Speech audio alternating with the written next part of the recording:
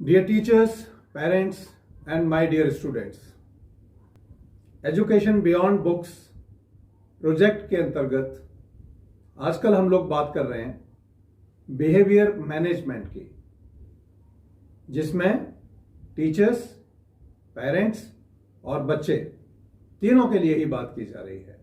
अब तक इस सीरीज में हम लोग जिन चीज़ों पर बात कर चुके हैं वो जैसे expectations reduce the Joy of life, demands के ऊपर हमने बात की है, कॉन्फिडेंस के ऊपर बात की है, बच्चे के सेल्फ एस्टीम को रिस्टोर करने के ऊपर बात की है, बढ़ाने के ऊपर बात की है, अपॉर्चुनिटीज के ऊपर बात की है, एक्सपीरियंसेस के ऊपर बात की है, उनकी अंडरस्टैंडिंग के ऊपर बात की है और अटेंशन के ऊपर बात की है।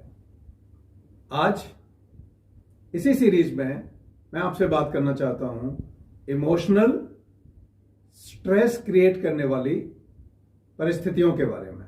दोस्तों,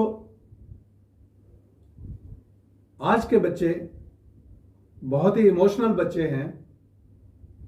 इनको डील करने का तरीका हमको हर हाल में डिफरेंट या सूटेबल ढूंढना ही पड़ेगा।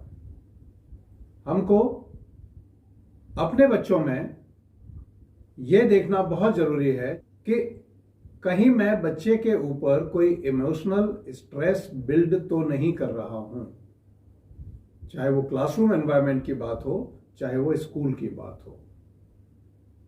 जैसा कि हम सब जानते हैं कि जैसे जैसे बच्चे का आईक्यू बढ़ता है, उनका ईक्यू थोड़ा लो होने लगता है। इमोशंस, क्योंकि वो बच्चा ब्रिलियंट है, बच्चे का आईक्यू हाई है, बच्चा हर चीज में डिफ्रेंशिएट करके देख पाता है, हर चीज को एनालिसिस कर पाता है। तो ऐसी सिचुएशन में हमको क्या करने की जरूरत है कि हम कोई भी ऐसा एक्ट ना करें जिससे कि बच्चे के इमोशंस को कोई डिस्टर्बेंस हो। सबसे बड़ा डिस्टर्बेंस बच्चे के इमोशंस को तब होता है जब हम उसको क्रिटिसाइज करते हैं। उसके इमोशंस पे बहुत फर्क पड़ता है जब हम उसको कहीं किसी दूसरे के सामने रेप्रीमेंड करते हैं, डांटते हैं, उससे भी असर पड़ता है। जब हम उसने कोई अच्छी काम किया, कोई अच्छे से उसने प्रोजेक्ट किया, कुछ भी अच्छा अचीव किया, उसको एडिक्वेटली हम प्रेज नहीं करते, एप्रिसिएट नहीं करते, उससे भी बच्चे को इमोशनल स्ट्रेस होता है। और सबसे बड़ा इमोशनल स्ट्रेस बच्चे को इस बात से होता है कि एक क्लासरूम के अंदर आपने खड़ा कर दिया और बिना ये देखे कि क्या बच्चा आपका जवाब देने के लिए तैयार था या नहीं था। मैं टीचर्स को यही राय देना चाहता हूं कि क्लासरूम एनवायरनमेंट में बच्चे को पहले से तैयार करें, उसको ऐसे ही अननेसेसरीली उसकी वीकनेस को एक्सपोज करने के लिए खड़ा ना कर दें। ये बहुत जरूरी है ताकि बच्चे का अपना जो सेल्फ एस्टीम है क्लास के अंदर वो ब्रेक ना हो। जब सेल्फ एस्टीम ब्रेक होता है तो इमोशंस भी ब्रेक होते हैं। और इमोशनल वेलबींग हर एनिमल के लिए, हर इंडिविजुअल के लिए, हर ह्यूमन बीइंग के लिए बहुत जरूरी होता है। इसलिए हमको हर हाल में कोशिश ये करना है कि बच्चे के इमोशंस की तरफ से उसके ऊपर कोई स्ट्रेस ना आए। बच्चा टीचर्स को लेके भी इमोशनल होता है, पेरेंट्स को लेके भी इमोशनल हो जाता है। कई बार पेरेंट्स यदि टीचर के बारे में घर में कुछ बोल देते हैं तो ही फील्स डिस्टर्ब्ड, वो भी स्ट्रेस क्रिएट करता है। यदि टीचर्स उसके पेरेंट्स के ऊपर कोई कमेंट पास क्लास में या क्लास के बाहर कर देते हैं, उसका भी बच्चे के ऊपर प्रभाव पड़ता है। तो हमें यह सोचना बहुत जरूरी है हमारे लिए कि हम अपने बच्चे को डील करते समय ये देखें कि क्या हम उसकी इमोशनल वेलबीइंग के साथ कोई छेड़छाड़ तो नहीं कर रहे हैं। एक और जगह होती है जहां बच्चा इमोशनली अपने आप को डिस्टर्ब्ड और डिस्कनेक्ट पाता है। वो है मदर और फादर के बीच में या परिवार में किसी डिस्कनेक्ट का होना, मतभेद का होना, उसकी वजह से घर में कोई झगड़ा होना या घर का एनवायरनमेंट स्ट्रेसफुल होना बच्चे के इमोशंस को बहुत नुकसान पहुंचाता है। तो मेरी राय सभी पेरेंट्स को, सभी टीचर्स को यही है कि बच्चे के इमोशंस को ध्यान में रखते हुए आप अपने एक्शंस, अपने रिस्पॉन्सेस डिसाइड करें। जैसे फॉर एग्जांपल, हो सकता है मम्मी पापा के बीच में कोई ओपिनियन डिफरेंस हो, कोई मतभेद हो। वो मतभेद यदि ओपन में आता है तो सबसे पहला पीड़ित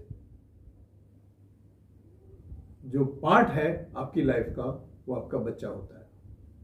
उसको वो जो पीड़ा है वो ऐसी होती है कि उसको ना तो वो कह पाता है और ना ही उसको वो सह पाता है। हमको हर हाल में एक कंडीशनड एनवायरनमेंट घर में क्रिएट करते हुए अपने बच्चों को पॉजिटिव वे ऑफ लाइफ सिखाने की जरूरत है, और वो तभी संभव है जब घर के अंदर एक taking care of emotions of everyone kind of environment हो। जैसे हमने एक प्रोजेक्ट शुरू किया, my home my temple my parents my gods. इस प्रोजेक्ट ने बच्चों के इमोशंस को, बच्चों के पेरेंट्स के साथ कनेक्टिविटी को, बच्चों की बिलोंगिंगनेस को और बहुत कुछ उभारा हुआ है। और इसमें मैं उन सब मदर्स का, फादर्स का और बच्चों का शुक्रगुजार हूं, टीचर्स का भी शुक्रगुजार हूं, जिन्होंने इस एक्टिविटी को इस स्केल पर पहुंचाया कि आज हमारा हर घर मंदिर है, हर माता पिता भगवान है। और ये यदि हम अचीव कर लें तो मैं नहीं समझता हमको किसी भी मंदिर में जाके लाइन में लगने की जरूरत है। हर बच्चे के पास उसके अपने खुद के 2-2 भगवान कम से कम घर में अवेलेबल है।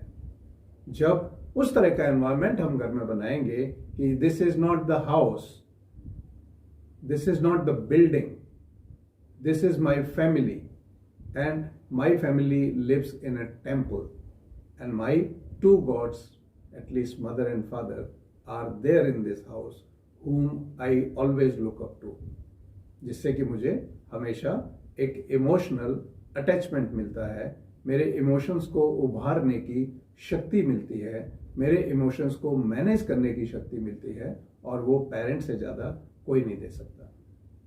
तो मैं आपको इस बात के लिए तैयार करना चाहता हूं और आपसे निवेदन भी करना चाहता हूं कि कभी कोई ओपिनियन डिफरेंस यदि मदर फादर में हो भी, तो भी वो बच्चे के सामने नहीं आना चाहिए।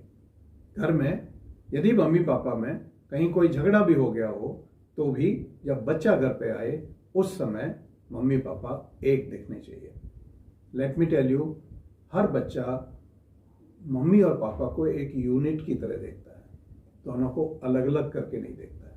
इसलिए आपकी बहुत बड़ी जिम्मेदारी है कि आप बच्चे को एक बहुत अमूल्य या बहुमूल्य असेट बनाने के लिए थोड़ा सा अपने व्यवहार पे विचार करें कि कहीं आपकी कोई ऐसी एक्टिविटी तो नहीं जो मेरे बच्चे के ऊपर कुछ नेगेटिव प्रभाव डाल रही हो, उसके इमोशंस को तोड़ रही हो। And let me tell you, जब हम बात कर रहे होते हैं पढ़ाई की और बच्चा इमोशनल टर्मोइल से गुजर रहा होता है, उसके दिमाग में घर की चीजें चल रही होती हैं कि my mom is not happy, my dad is not happy, और both of them are not happy, और both of them are not aligned with each other, both of them are not respecting each other. तो आपका बच्चा हर समय अपने दिमाग में उसी स्टोरी को, उसी पिक्चर को घुमाता रहता है। फिर आप कितना भी कोशिश कर लीजिए उसको अच्छा पढ़ाने की, वो नहीं हो पाता है। तो जरूरत इस बात की है कि हम इमोशंस को मैनेज करें, अपने को, अपने थ्रू अपने बच्चे के इमोशंस को, और परिवार में एक हल्का फुल्का मस्ती मजाक का माहौल जरूर क्रिएट करें। पूरा दिन यदि नहीं भी कर सकते तो कम से कम डिनर के टाइम पे आधा घंटा आपस में खूब सारी मस्ती होनी चाहिए, बच्चे के साथ खूब सारी बातचीत होनी चाहिए, बच्चे को पूरा मौका मिलना चाहिए अपनी सारी बातों को कहने का। मुझे भरोसा है कि मेरे सभी पेरेंट्स और टीचर्स मिलकर बच्चों में इमोशनल स्ट्रेंथ डालेंगे, स्ट्रेस नहीं डालेंगे। स्ट्रेस से बच्चों को बचाना है और स्ट्रेंथ की तरफ लेके जाना है, तभी ये बच्चे fearlessly, self disciplined and meaningful life जी पाएंगे और खुद के लिए भी असेट होंगे, दूसरों के लिए भी असेट बनेंगे, कंट्री के ऊपर, समाज के ऊपर, परिवार के ऊपर लाइबिलिटी नहीं बनेंगे। एंड आई एम श्योर आप इस पर मेरा साथ देने वाले हैं। इस वीडियो को मैक्सिमम लोगों तक पहुंचाएं ताकि हमारे सभी बच्चे लाभान्वित हों। Thank you so much.